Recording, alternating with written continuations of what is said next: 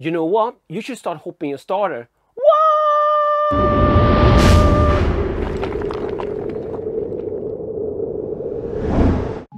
I'm Dr. Hans, this is DrHans Brewery, my channel about beer and homebrewing. So if you want to learn with me how to become better at beer and brewing, possibly consider becoming a subscriber, hit the like button, the bell, and also follow me on Instagram. And if you just here to troll as normal, hit the dislike button twice before you leave for double the impact. And feel free to support on Patreon channel membership or just buy me a beer. All links down below.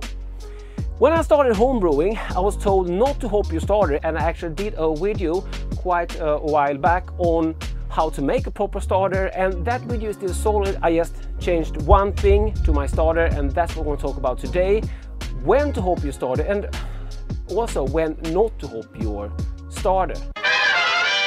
In Sweden we have a saying, and it goes like this: dumb does that dumb saying. I was new and I'm trying to learn about homebrew, and I did all of the things I was told. But during this channel I have evolved quite a bit, and this is one of the things that have changed to my starter routine. When I do a starter, I add hops, and the reason for that is that yeast doesn't really struggle with hops. To be fair, do you normally found that your hoppy beers struggle? No. Yeast has no problem with hops, but what does have a problem with hops? It's bacteria. The reason that we use hops in our beer is not just because of getting the bitterness and getting some of the flavors, it's also to protect the beer from bacteria. Bacteria doesn't like bitterness, doesn't like when you're starting to get over like 10 IBUs, bacteria start to struggle.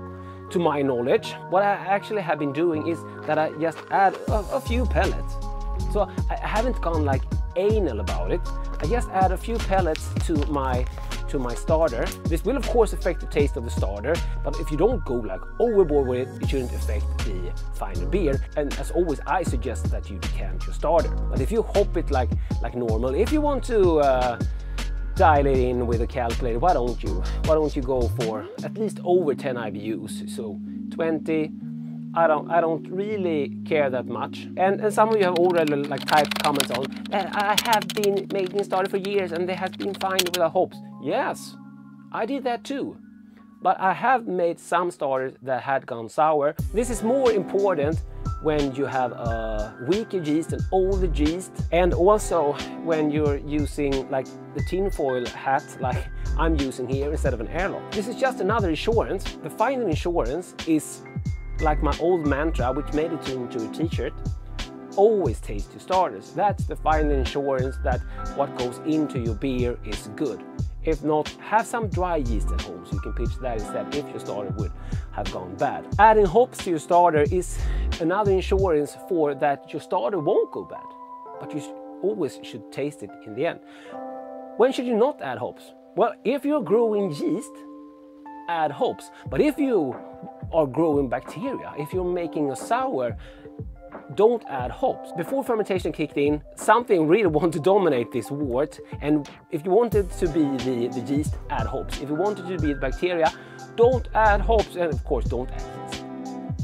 Add bacteria. So if you found what I do here helpful, at least smash the like button, but consider also supporting on Patreon channel member or just buy me a beer. All links down below as usual. Guys, thank you so much for watching. I hope to see you in the next one.